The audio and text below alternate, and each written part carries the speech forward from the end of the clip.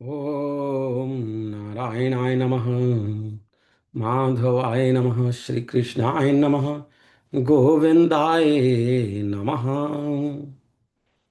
आज हम महाभारत के आदि पर्व में सप्त विंशत्य अधिक शततमो अध्याय पढ़ेंगे, जिसमें पांडवों तथा धृतराष्ट्र पुत्रों की बाल क्रीड़ा, दुर्योधन का भीमसेन को विष खिलाना तथा गंगा में ढकेलना और भीम का नागलोक में पहुंचकर 8 कुंडों के दिव्य रस का पान करना, इस विषय में जानेंगे। वैशंपायन ऋषि कहते हैं कि ततः कुंती च राजा च भीष्मश सह बंधुभिः ददुः श्राद्धं तदा पांडुः स्वधामृतमयं तदा कुरुंश विप्रमुख्यांश्च भोजयित्वा सहस्रशः रत्नौघान् विप्रमुखेभ्यो दत्त्वा ग्रामवरांस्तथा। हे राजन, तदनंतर कुंती राजा धृतराष्ट्र तथा बंधुओं सहित भीष्म जी ने पांडु के लिए उस समय अमृत स्वरूप स्वधामय श्राद्ध दान किया। ततः कुंती च राजा च भीष्मश्च सह बंधुभिः ददुः श्राद्धं तदा पांडुः स्वधामृतमयं तदा। उन्होंने समस्त कौरवों तथा सहस्रों मुख्य मुख्य ब्राह्मणों को भोजन कराकर उन्हें रत्नों के ढेर तथा उत्तम गांव दिए। कुरुंश्च विप्रमुख्यांच भोजयित्वा सहस्रशः रत्नौघान् विप्रमुखेभ्यो दत्त्वा ग्राम वरांस्तथा। कृतशौचांस्ततस्तांस्तु पाण्डवान् भरतर्षभान् आदाय विविशुः सर्वे पुरं वाराणसाह्यम्। वाराणसाह्यम् मरण शौच से निवृत्त होकर मरणोत्सव से निवृत्त होकर भरतवंशी शिरोमणि पांडवों ने जब शुद्धि का स्नान किया कर लिया, तब उन्हें साथ लेकर सबने हस्तिनापुर नगर में प्रवेश किया। मरणोपरांत शौच की निवृत्ति के पश्चात उन सब ने हस्तिनापुर में प्रवेश किया। सततं समानुशोचन्तस्त्वमेव भरतर्षभम् पौरजानपदाः सर्वे मृतं स्वमीव बांधवम्। नगर और जनपद के सभी लोग मानो कोई अपना हो, अपना ही कोई भाई बंधु मर गया हो, इस प्रकार उन भरत कुल तिलक पांडु के लिए निरंतर शोक में मग्न हो गए। सततं स्मानु शोचनस्तमेव भरतर्षभं पौरजानपदा सर्वे मृतं स्वमीव बांधवम। स्वमीव बांधव, कोई अपना मर गया, किसी अपने की मृत्यु हो गई, इस प्रकार के भाव से नगर और जनपद के सभी लोग मानो कोई अपना ही मर गया, इस प्रकार से सब शोक में मग्न थे, शोकाकुल थे, शोकग्रस्त थे। श्रद्धावसाने तु तदा दृष्ट्वा तं दुःखितं जनम्। श्रद्धावसाने तु तदा दृष्ट्वा तं दुःखितं जनम् सम्मूढां दुःखशोकार्तां व्यासो मातरं ब्रवीत्। श्रद्धावसाने तु तदा दृष्ट्वा तं दुःखितं जनम् सम्मूढ़ाम दुख शोकार्ताम व्यासो मातरम ब्रवीत। श्राद्ध की समाप्ति पर सब लोगों को दुखी देखकर व्यास जी ने दुख शोक से आतुर एवं मोह में पड़ी हुई माता सत्यवती से कहा। तो उन्होंने माता सत्यवती से कहा, क्या कहा? माँ, अब सुख के दिन बीत गए, बड़ा भयंकर समय उपस्थित होने वाला है। उत्तरोत्तर बुरे दिन आ रहे हैं। पृथ्वी की जवानी चली गई। अब ऐसा भयंकर समय आएगा जिसमें सब ओर छल कपट और माया का बोलबाला होगा। संसार में अनेक प्रकार के दोष प्रकट होंगे और धर्म कर्म तथा सदाचार का लोप हो जाएगा। दुर्योधन आदि कौरवों के अन्याय से सारी पृथ्वी वीरों से शून्य हो जाएगी। अतः तुम योग का आश्रय लेकर यहां से चली जाओ और योग परायण हो तपोवन में निवास करो। तुम अपनी आंखों से तुम अपनी आंखों से इस कुल का भयंकर संहार न देखो।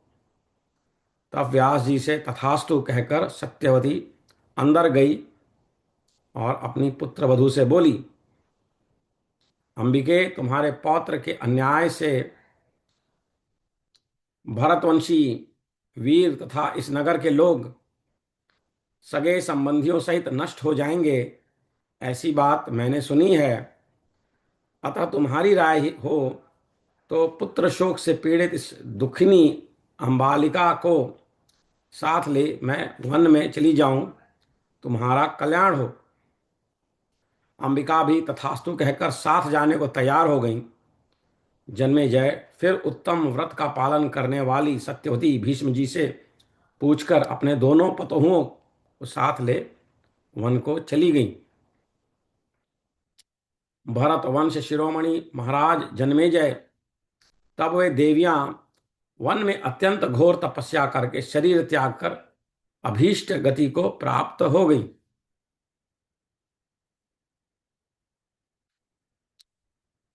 अतिक्रांत सुखाः कालाः पर्युपस्थित दारुणाः श्वः श्वः पापेष्ठ दिवसाः पृथ्वी गत यौवना।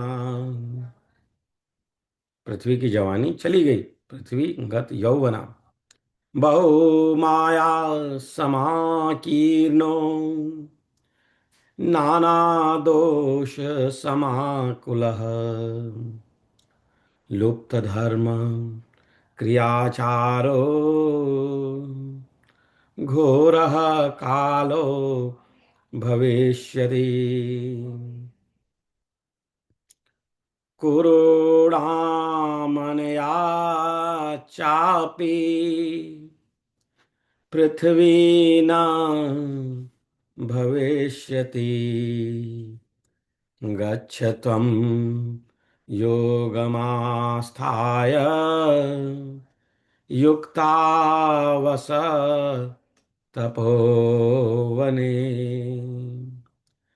मा द्राक्षीस्त्वं कुलस्यास्य घोरं संशय मात्मनः तथेति समनुज्ञाय सा प्रवेशाब्रवीत् स्नुषाम् अंबिके तव पौत्रस्य दुर्नयात् किल भारताः सानुबन्धा विनङ्क्ष्यन्ति पौराश्चैवेति नः श्रुतम्। तत् कौसल्या मिमामार्ताम् पुत्रशोकाभिपीडिताम् वनमादाय भद्रं ते गच्छामि यदि मन्यसे। तथेत्युक्त्वा त्वमिम त्वमिम्बकया भीष्ममामन्त्र्य सुव्रता वनं ययौ सत्यवती सुनुषाभ्यां सह भारत ताः सुघोरं तपस्ताप्त्वा देव्यो भरत सत्तमां देहं त्यक्त्वा महाराज गतिमिष्ठां ययुस्तदा गतिमिष्टां ययुस्तदा।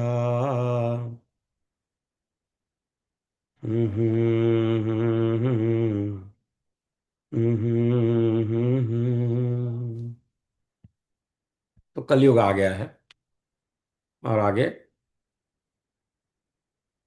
अच्छी बातें नहीं होंगी, उसका हमको ज्ञान हो गया। तो उन्होंने माता से कहा कि आप योग का मार्ग अपनाएं और इससे पहले कि और दुखी हों, परिवार में होने वाले आपदाओं को देखकर आप वन का वास करें।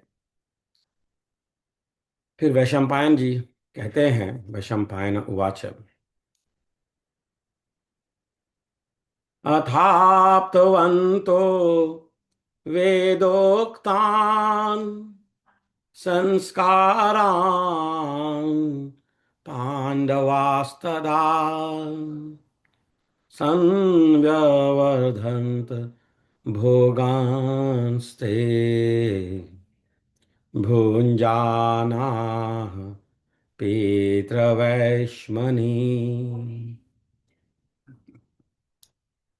राजन, उस समय पांडवों के वेदोक्त संस्कार हुए, समावर्तन आदि जो सब संस्कार होते हैं वे हुए। वे पिता के घर में नाना प्रकार के भोग भोगते हुए पलने और पुष्ट होने लगे। अथ आप्तवंतो वेदोक्तान संस्कारान पांडवास्तदा संवर्धन्त भोगांस्ते भुंजाना वैश्मनि पितृ वैश्मनि। धार्तराष्ट्रैश्च सहिता क्रीडन्तो मुदिताः सुखम् बालक्रीडासु सर्वासु विशिष्टास्तेज साभवन्। धृतराष्ट्र के पुत्रों के साथ सुखपूर्वक खेलते हुए वे सदा प्रसन्न रहते थे। सब प्रकार की बाल क्रीड़ाओं में अपने तेज से वे बढ़ चढ़ कर सिद्ध होते थे। धार्त्र राष्ट्रेश्च सहिताः क्रीडन्तो मुदिताः सुखम बाल क्रीड़ासु सर्वासु विशिष्टास्ते ज सब विशिष्टाः तेज साभवन तेजसा भवन। जवे लक्षाभिहरणे भोजे पांसु विकर्षणे धातृराष्ट्रान् भीमसेनः सर्वान् स परिमर्दति। दौड़ने में दूर रखी हुई किसी प्रत्यक्ष वस्तु को सबसे पहले पहुंचकर उठा लेने में, खान पान में तथा धूल उछालने के खेल में भीमसेन धृतराष्ट्र के सभी पुत्रों का मान मर्दन कर डालते थे। सबका मान मर्दन कर देते थे धृतराष्ट्र के पुत्रों का। जवे लक्षाभिहरणे भोजे पांसु विकर्षणे धार्तराष्ट्रान् भीमसेनः सर्वान् स परिमर्दति। परिमर्दति मान मर्दन कर देते थे। परिमर्दति मान मर्दन कर देते थे।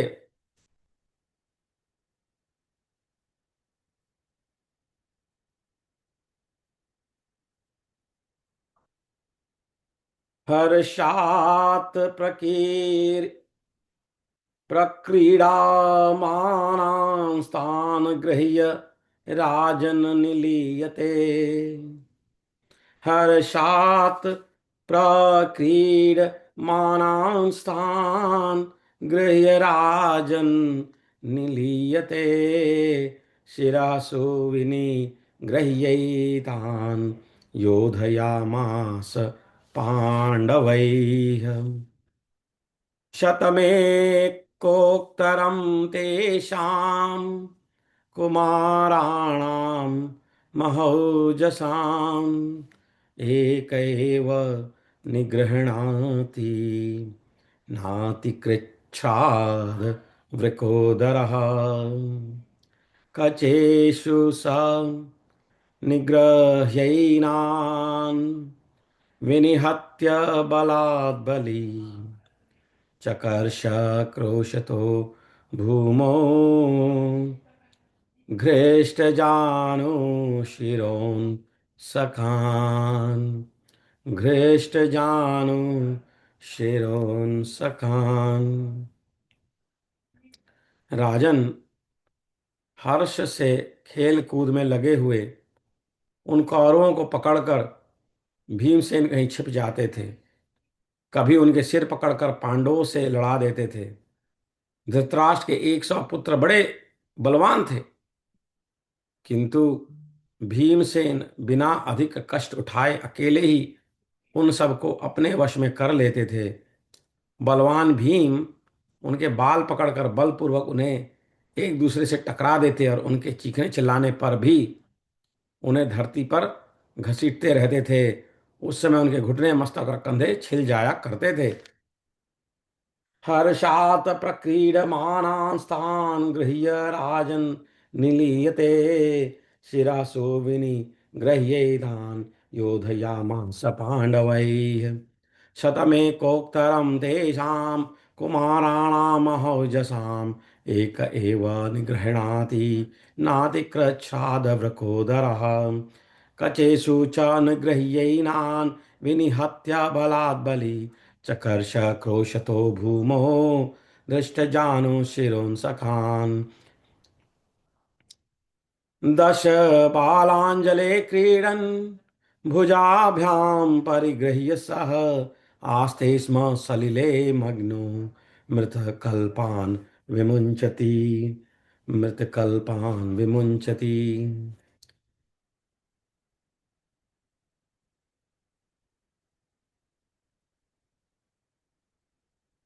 वे जल में क्रीड़ा करते समय अपनी दोनों भुजाओं से धृतराष्ट्र के 10 बालकों को पकड़ लेते और देर तक पानी में गोते लगाते रहते थे।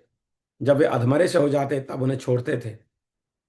दश बलांजले क्रीडन भुजाभ्याम परिगृह्य सह आस्ते स्म सलिले मग्नो मृतकल्पान् विमुञ्चति आस्ते स्म सलिले मग्नो मृतकल्पान् विमुञ्चति फलानि वृक्षमारुह्य विचिन्वन्ति च ते तदा तदा पादप्रहारेण भीमः कंप्यते द्रुमान्। जब कौरव वृक्ष पर चढ़कर फल तोड़ने लगते जब कौरव वृक्ष पर चढ़कर फल तोड़ने लगते तब भीमसेन पैर से ठोकर मारकर उन पेड़ों को हिला देते थे। तो भीमसेन भी कोई कम नहीं थे। हम्म। प्रहार वेगाभिहता द्रुमा व्याधूर्णितास्ततः सफलाः प्रपतन्ति स्म द्रुतं त्रस्ताः कुमारकाः न ते नियुद्धे न जवे न योग्यासु कदाचन न ते नियुद्धे न जवे न योग्यासु कदाचन कुमारा उत्तरं चक्रुः स्पर्धमाना वृकोदरम् कुमारा उत्तरं चक्रुः स्पर्धमाना वृकोदरम्। कुश्ती में दौड़ लगाने में तथा शिक्षा के अभ्यास में धृतराष्ट्र कुमार सदा लाग डांट रखते हुए भी कभी भीमसेन की बराबरी नहीं कर पाते।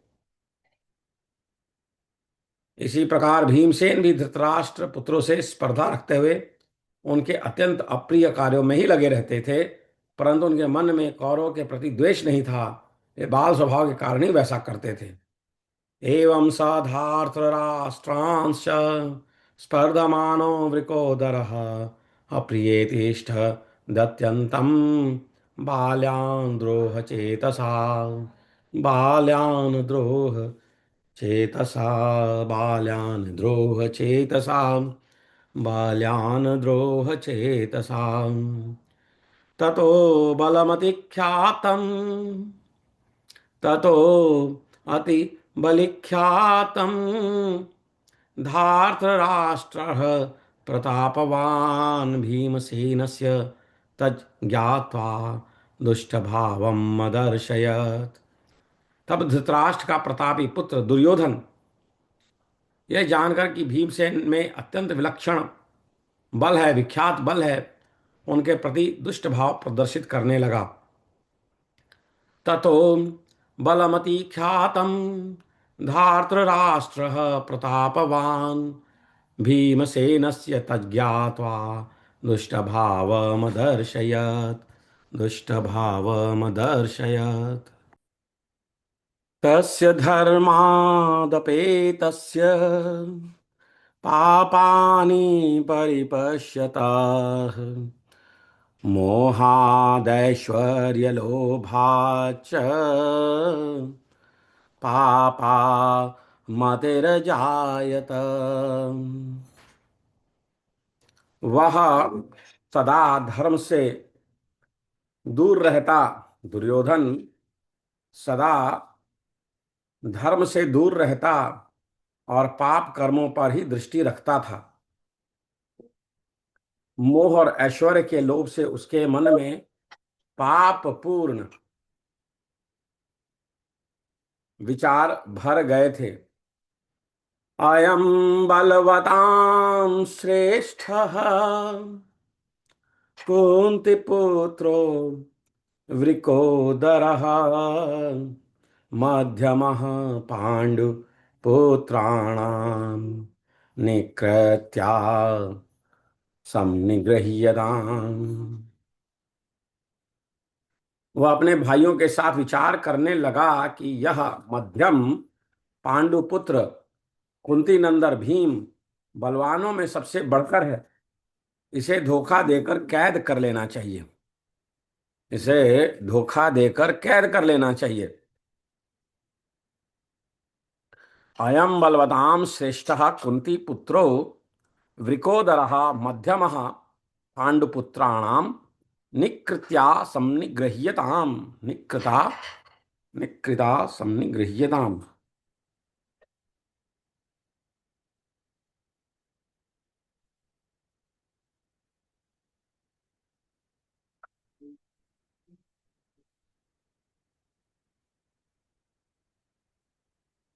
प्राणवान् विक्रमी चैव शौर्येण महतान्वितः स्पर्धते चापि सहितान् स्मानेको वृकोदरः।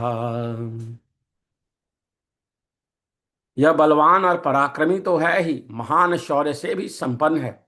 प्राणवान विक्रमी चैव शौर्येण महतान्वितः, शौर्येण महतान्वितः, शौर्य से भी संपन्न है। स्पर्धते चापि सहितान अस्माने को वृकोदरा, भीमसेन अकेला ही हम सब लोगों से होड़ बद लेता है।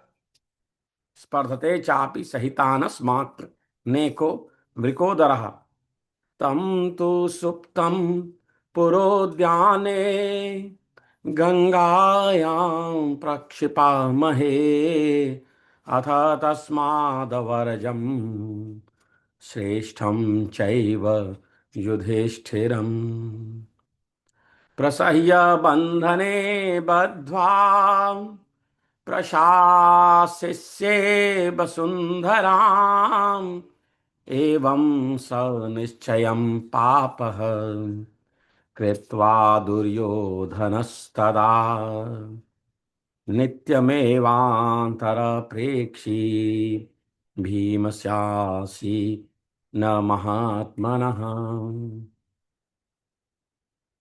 इसलिए नगर उद्यान में जब वह सो जाए तब उसे उठाकर हम लोग गंगा जी में फेंक दें। तम तो सुप्तम पुर उद्यान है। इसलिए नगर उद्यान में, पुर उद्यान में जब वह सो जाए, तम तो सुप्तम पुरोद्याने गंगायाम प्रक्षिपामहे, तब उसे उठाकर हम लोग गंगा जी में फेंक देंगे। गंगायाम प्रक्षिपामहे, प्रक्षिपामहे अथ तस्माद वर्जम श्रेष्ठम चैव युधिष्ठिरम। इसके बाद उसके छोटे भाई अर्जुन और बड़े भाई युधिष्ठिर को बलपूर्वक कैद में डालकर मैं अकेला ही सारी पृथ्वी का शासन करूंगा। अथा तस्माद वर्जम श्रेष्ठम चैव युधिष्ठिरम। ऐसा निश्चय करके पापी दुर्योधन महात्मा भीमसेन का अनिष्ट करने के लिए सदा मौका ढूंढता रहता था। सदा मौका वह ढूंढता रहता था।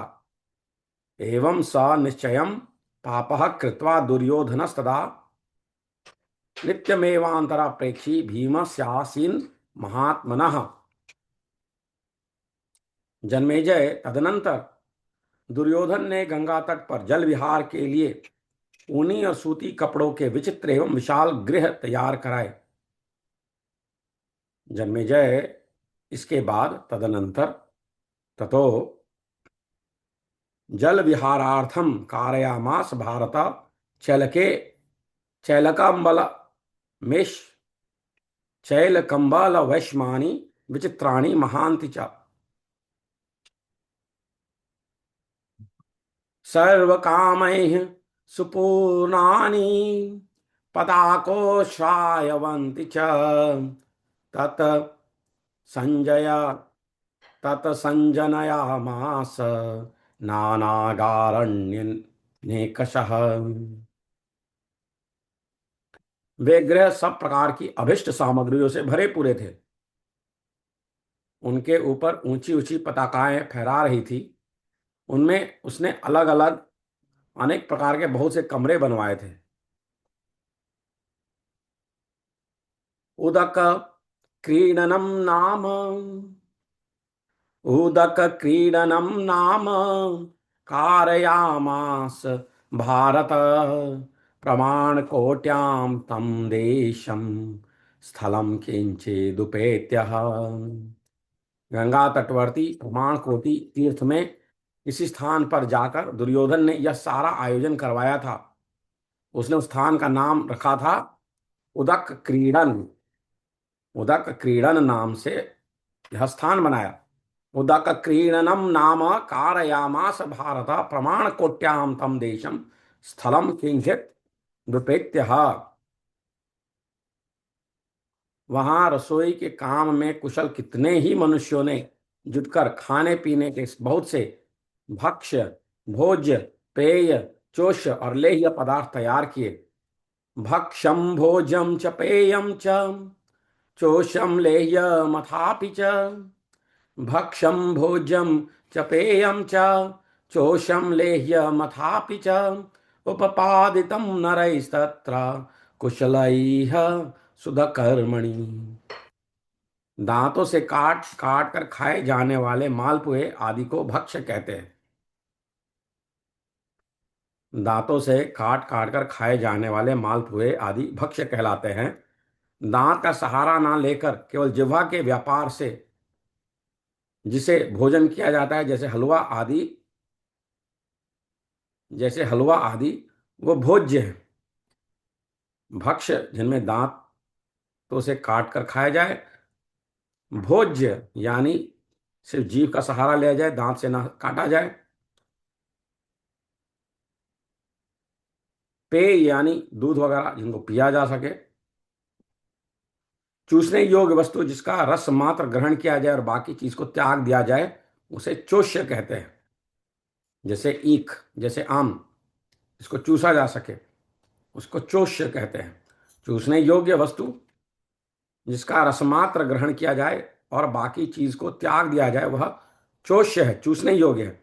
और लेह्य यानी चाटने योग्य चटनी, चटनी को लेह्य कहते हैं। भक्ष्यं भोज्यं च पेयं च चोषं लेह्यमथापि च उपपादितं नरैस्तत्र कुशलैः सूदकर्मणि। तदनंतर राजपुरुषों ने दुर्योधन को सूचना दी कि सब तैयारी पूरी हो गई है। तब खोटी बुद्धि वाले दुर्योधन ने पांडवों से कहा, न्यावेदयं तत्पुरुषा धातृराष्ट्राय वै तदा ततो दुर्योधनस्तत्र पांडवानाह दुर्मति। क्या कहा? आज हम लोग भांति भांति के उद्यान और वनों से सुशोभित गंगा जी के तट पर चले, वहां हम सब भाई एक साथ जल विहार करेंगे। गंगां चैवानुयास्याम उद्यानवनशोभितां सहिता भ्रातरः सर्वे जलक्रीडामवाप्नुमः जलक्रीडामवाप्नुमः। यह सुनकर युधिष्ठिर ने एवमस्तु कहकर दुर्योधन की बात मान ली।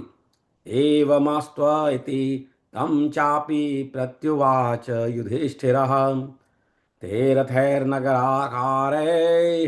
देशजैश गजोत्तमैः निर्ययुर्नगराक्षूराः कौरवाः पाण्डवैः सह उद्यानवनमासाद्य विसृज्य च महाजनम् विशन्ति स्म तदा वीराः सिंहा इव गुरैर्गुहाम् उद्यानमभिपश्यन्तो भ्रातरः सर्व एव ते। यह सुनकर युधिष्ठिर ने एवमस्तु कहकर दुर्योधन की बात मान ली। फिर वे सभी शूरवीर कौरव पांडवों के साथ नगर आकार रथों तथा स्वदेश में उत्पन्न श्रेष्ठ हाथियों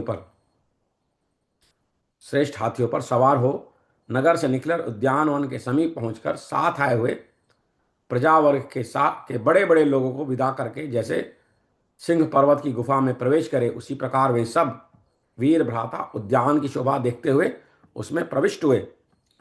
एवमास्तुति तं चापि प्रत्युवाच युधिष्ठिरः ते रथैः नगराकारैः देशजैश्च गजोत्तमैः निर्यर्नुर्नगराक्षूराः कौरवाः पाण्डवैः सह उद्यानवनमासाद्य विसृज्य च महाजनम् विशन्ति स्म तदा वीराः सिंहा इव गुरैर्गुहाम् सिंहा इव गिरैः गिरैः गुहाम् उद्यानमभिपश्यन्तो भ्रातरः सर्व एव ते। वह उद्यान राजाओं की गोष्ठी और बैठक के स्थानों से, श्वेत वर्ण के छज्जों से, जालियों और झरोखों से तथा इधर उधर ले जाने योग्य जलवर्षक यंत्रों से सुशोभित हो रहा था। महल बनाने वाले शिल्पियों ने उस उद्यान एवं क्रीड़ा भवन को झाड़ पोछ कर साफ कर दिया था। चित्रकारों ने वहां चित्रकारी की थी। जल से भरी बावलियों तथा तालाबों द्वारा उसकी बड़ी शोभा हो रही थी। खुले हुए कमलों से आच्छादित वहां का जल बड़ा सुंदर प्रतीत होता था। ऋतु के अनुकूल खिलकर झड़े हुए फूलों से वहां की सारी पृथ्वी ढक गई थी। उपस्थान ग्रहैः शुभ्रैर्वलभिश्च शोभितं गवाक्षकैस्तथा जाल्यैरन्त्रैः साञ्चारिकैरपि सम्मार्जितं सौधकारैश्चित्रकारैश्च चित्रितं दीर्घिकाभिश्च पूर्णाभिः तथा पद्माकरैरपि जलं तक्षु शुभेच्छन्नं फुलैर्जलरुहैस्तथा उपक्षन्ना वसुमती तदा पुष्पैर्यथर्तुकैः तत्रोपविष्टास्ते सर्वे पाण्डवाः कौरवाश्च उपपन्नान् बहून् कामांस्ते भुंजन्ति ततस्ततः। वहां पहुंचकर समस्त कौरव और पांडव यथा योग्य स्थानों पर बैठ गए। तत्रोपविष्टास्ते सर्वे पांडवा कौरवाश्च। तत्र उपविष्टा अस्ते सर्वे पांडवा कौरवाश्च उपपन्नान बहून कामांस्ते भुंजन्ति ततस्ततः। और स्वतः प्राप्त हुए नाना प्रकार के भोगों का उपभोग करने लगे। तदनंतर उस सुंदर उद्यान में क्रीड़ा क्रीड़ा के लिए हुए वो कौरव और पांडव क्रीड़ा के लिए आए हुए कौरव और पांडव एक दूसरे के मुंह में खाने की वस्तुएं डालने लगे। उस समय पापी दुर्योधन ने भीमसेन को मार डालने की इच्छा से उनके भोजन में कालकूट नामक विष डलवा दिया। अथोद्यानवरे तस्मिंस्तथा क्रीडा गताश्च परस्परस्य वक्त्रेभ्यो ददुर्भक्ष्यान् ततस्ततः। ततो दुर्योधना पाप तद्भक्षे कालकूटकम् विषं प्रक्षेपयामास भीमसेन जिघांसया। स्वयमुत्थाय चैवाथ हृदयेन शुरोपमः स वाचामृतकल्पश्च भ्रातृवच्च सुहृद्यथा। स्वयं प्रक्षिपते भक्ष्यं बहु भीमस्य पापकृत् प्रतीक्षितं स्म भीमेन तं वै दोषमजानता। ततो दुर्योधनस्तत्र हृदयेन हसन्निव कृतकृत्यामिवात्मानं मन्यते पुरुषाधमः। उस पापात्मा का हृदय छुरे के समान तीखा था, परंतु बातें वह ऐसी करता था मानो उनसे अमृत झर रहा हो। वह सगे भाई और हितैषी सुहृद की भांति स्वयं भीमसेन के लिए भांति भांति के भक्ष्य पदार्थ परोसने लगा। भीमसेन भोजन के दोष से अपरिचित थे, अतः दुर्योधन ने जितना परोसा वह सब का सब खा गए। यह देख नीच दुर्योधन मन ही मन हंसता हुआ सा अपने आप को कृतार्थ मानने लगा। कृतकृत्याभिवात्मानं मन्यते पुरुषाधमः। ततस्ते सहिताः सर्वे जलक्रीडामकुर्वत पांडवा धार्तराष्ट्रश्च तदा मुदेत मानसाः। तब भोजन के पश्चात पांडव तथा धृतराष्ट्र के पुत्र सभी प्रसन्नचित होकर एक साथ जल क्रीड़ा करने लगे। ततस्ते सहिताः सर्वे जल क्रीडामकुर्वत पांडवा धार्तराष्ट्राश्च तदा मुदितमानसाः तदा मुदितमानसाः तदा मुदितमानसाः। क्रीडावसाने ते सर्वे शुचिवस्त्रा स्वलंकृता क्रीडावसाने ते सर्वे शुचिवस्त्रा स्वलंकृता दिवसान्ते परिश्रान्ता विहृत्य च कुरुद्वः। दिवसान्ते परिश्रान्ता विहृत्य च कुरुद्वः। विहारावस्थेष्वेव वीरावास्मरोचयन् खिन्नस्तु बलवान् भीमो व्याम्याभ्यधिकं तदा। खिन्नस्तु बलवान् भीमो व्यायम व्यायम्याभ्यधिकं तदा। जी जल क्रीड़ा समाप्त होने पर दिन के अंत में विहार से थके हुए वे समस्त कुरुश्रेष्ठ और वीर शुद्ध वस्त्र धारण कर सुंदर आभूषणों से विभूषित होकर उन क्रीड़ा भवनों में ही रात बिताने का विचार करने लगे। बलवान भीमसेन उस समय अधिक परिश्रम करने के कारण बहुत थक गए थे। वे जल क्रीड़ा के लिए आए हुए उन कुमारों को साथ लेकर विश्राम करने की इच्छा से प्रमाण कोटि के उस गृह में आए और वहीं स्थान पर सो गए।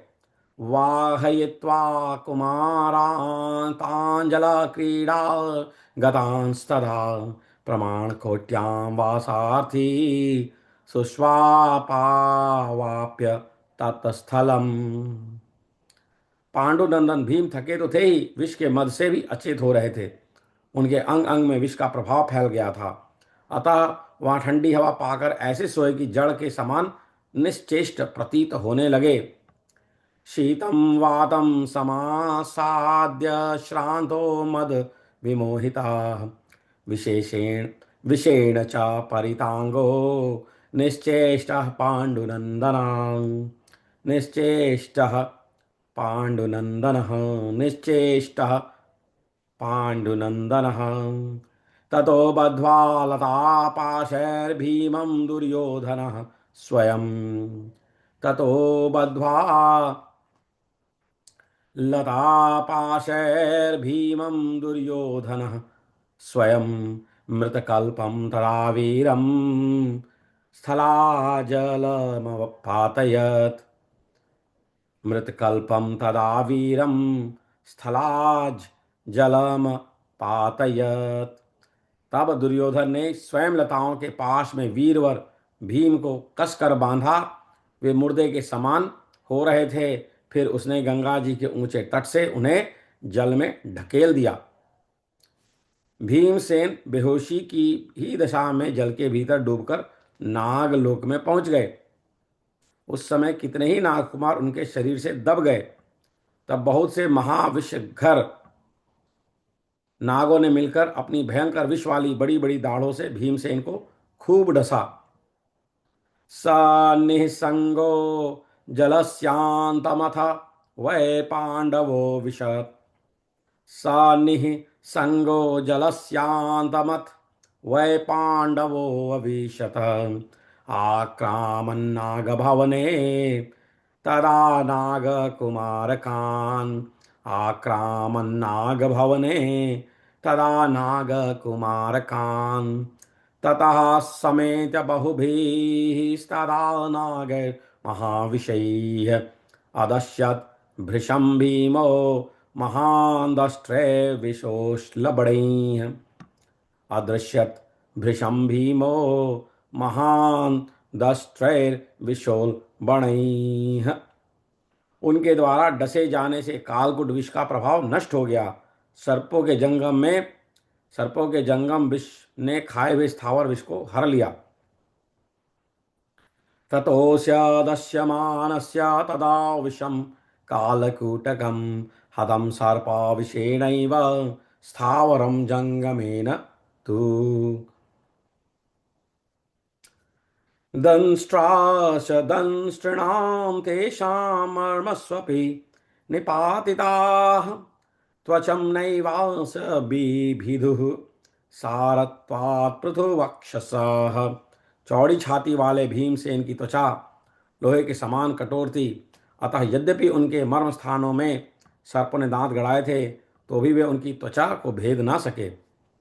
दंष्ट्रांश दंष्ट्रिणाम तेषां दंष्ट्रांश दंष्ट्रिणाम तेषां मर्मस्वपि निपातिताः त्वचं नैवास्य विभु बिभिदुः सारत्वात् पृथु वक्षसः। तत्पश्चात कुंती नंदन भीम जाग उठे। तत्पश्चात कुंती नंदन भीम जाग उठे। उन्होंने अपने सारे बंधनों को तोड़कर उन सभी सर्पों को पकड़ पकड़ कर धरती पर दे मारा। कितने ही सर्प भय के मारे भाग खड़े हुए। ततः प्रबुद्धा कौन्तेय सर्वं संच्छेद्य बंधनम् ततः प्रबुद्धः कौन्तेयः ततः प्रबुद्धः कौन्तेयः सर्वं संच्छिद्य बन्धनम् पोथयामास तान् सर्वान् पोथयामास तान् सर्वान् केचिद् भीताः प्रदुर् प्रदुद्रुवुः केचिद् भीताः प्रदुद्रुवुः केचिद् भीताः प्रदुद्रुवुः।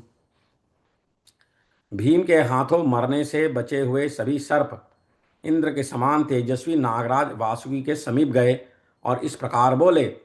हतावशेषा भीमेन सर्वे वासुकीमभ्ययोः हतावशेषा भीमेन सर्वे वासुकिमभ्ययुः उरु ऊचुश्च सर्पराजानम् उच्चुश्च सर्पराजानं वासुकिं वासवोपमम् वासुकिं वासवोपमम् अयं नरो वै नागेन्द्र ह्याप्सु बद्ध्वा प्रवेशितः यथा ननो मतिर्वीर विषपीतो भविष्यति विषपीतो भविष्यति विषपीतो भविष्यति। नागेंद्र नागराज वासुकी के समीप गए और उन्होंने कहा कि नागेंद्र, एक मनुष्य है, अयम नरो, जिसे बांधकर जल में डाल दिया गया था, ह्यप्सु बध्वा प्रवेशितः, ह्यप्सु बध्वा प्रवेशितः, डाल दिया गया था। वीरवर, जैसा कि हमारा विश्वास है, उसने विष पी लिया होगा। यथा चनो मतिर्वीर विषपीतो भविष्यति, विषपीतो भविष्यति, उसने विष पी लिया होगा। वह हम लोगों के पास बेहोशी की हालत में आया था, किंतु हमारे डसने पर जाग उठा और होश में आ गया। होश में आने पर तो वह महाबाहु अपने सारे बंधनों को शीघ्र तोड़कर हमें पछाड़ने लगा है। आप चलकर उसे पहचाने। निश्चेष्टो अस्माननुप्राप्तः, निश्चेष्टोऽस्माननुप्राप्तः स च दष्टोऽन्वबुध्यत संसज्ञश्चपि संसज्ञाश्चापि संवृत्ता छित्त्वा बन्धनमाशुनः पोथयन्तं महाबाहुं त्वं वै तं ज्ञातुमर्हसि। आप चल के उनको पहचाने। पोथयन्तं महाबाहुं त्वं वै तं ज्ञातुमर्हसि ततो वासुकिरभ्येत्य नागैरनुगतस्तदा। तब वासुकी ने उन नागों के साथ आकर भयंकर पराक्रमी महाबाहु भीमसेन को देखा। ततो वासुकिरभ्येत्य नागैरनुगतस्तदा पश्यति स्म महाबाहुं भीमं भीम पराक्रमम् आर्यकेण च दृष्टः साप्रथाय आर्यकेण च तदा दोहेत्रः परिष्वक्तः सुपीडितं सुप्रीतशाभवत्तस्य वासुकीः स महायशाः वासुकीः स महायशाः वासुकीः स महायशाः। अब्रवीत तं च नागेन्द्रः किमस्य क्रियता प्रियं धनो घो रत्ननिचयो वसुचास्य प्रदीयतां वसुचास्य प्रदीयतां वसुचास्य प्रदीयताम। तब वासुकी ने उन नागों के साथ आकर भयंकर पराक्रमी महाबाहु भीमसेन को देखा। उसी समय नागराज आर्यकन ने भी उन्हें देखा, जो पृथा के पिता शूरसेन के नाना थे। उन्होंने अपने दोहित्र को कसकर छाती से लगा लिया। महायशस्वी नागराज वासुकी भी भीमसेन पर बहुत प्रसन्न हुए और बोले, इनका कौन सा प्रिय कार्य किया जाए, इन्हें धन सोना रत्नों की राशि भेंट की जाए। एवमुक्तस्तदा नागो वासुकिं प्रत्यभाषत यदि नागेन्द्र तुष्टोऽसि किमस्य धन संचयैः किमस्य धन संचयैः किमस्य धन संचयैः। उनके यो कहने पर आर्यक नाग ने वासुकी से कहा, नागराज, यदि आप प्रसन्न हैं तो यह धनराशि लेकर क्या करेगा। रसं पिबेत कुमारोऽयं त्वयि प्रीते महाबलः बलं नागसहस्रस्य यस्मिन् कुण्डे प्रतिष्ठितम्। आपके संतुष्ट होने पर तो इस महाबली राजकुमार को आपकी आज्ञा से उस कुंड का रस पीना चाहिए, जिससे 1000 हाथियों का बल प्राप्त होता है। यावत् पिबति बालोऽयं तावद अस्मै प्रदीयताम् एवमस्त्वेति तम नागम वासुकी प्रत्यभाषत। यह बालक जितना रस पी सके, यावत पिबती बालोयम, उतना इसे दिया जाए। तावदस्मै प्रदीयताम, यावत पिबती बालोयम तावदस्मै प्रदीयताम, यावत पिबती बालोयम तावदस्मै प्रदीयताम एवमास्तुति तम नागम वासुकी प्रत्यभाषता। यह सुनकर वासुकी ने आर्यक नाग से कहा, ऐसा ही हो। एवमस्ति इति तम नागम वासुकी प्रत्यभाषता, भाषता प्रत्यभाषता, ऐसा ही हो कहा। ततो भीमस्तदा नागैः कृतस्वस्त्ययनः शुचिः, ततो भीमस्तदा नागैः कृतस्वस्त्ययनः शुचिः, प्राङ्मुखश्चोपविशिष्टश्च, प्राङ्मुखश्चोपविष्टश्च रसं पिबति पांडवः, रसं पिबति पांडवः। तब नागों ने भीमसेन के लिए स्वास्थ्य वाचन किया। ततो भीम तदा नागय कृत स्वस्थयन शुचि, कृतः स्वस्ति वाचन किया उनके लिए। प्रांग मुखश्चोपविष्टश्च रसम पिबति पांडव, फिर वे पांडु कुमार पवित्र हो पूर्वाभिमुख होकर कुंड का रस पीने लगे।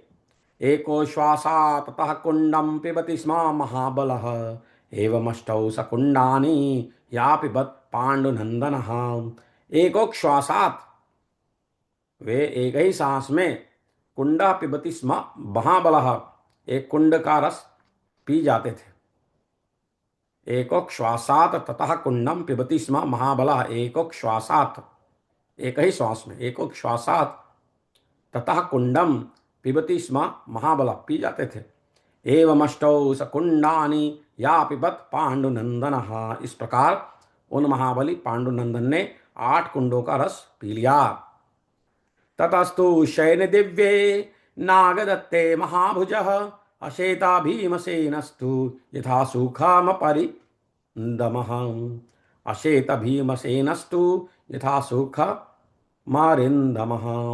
इसके बाद शत्रु का दमन करने वाले महाभाव भीमसेन नागों की दी हुई दिव्य शैया पर सुखपूर्वक सो गए, अशेत सो गए। अशेत भीमसेनस्तु यथा सुख मरिंदमः, ततस्तु शयने दिव्ये नागदत्ते महाभुजः, अशेत भीमसेनस्तु यथा सुख मरिंदमः, सो गए। इति महाभारते आदि पर्वणि संभव पर्वणि भीमसेन रसपाने सप्तविंशत्यधिकशततमो अध्यायः, 127वां अध्याय।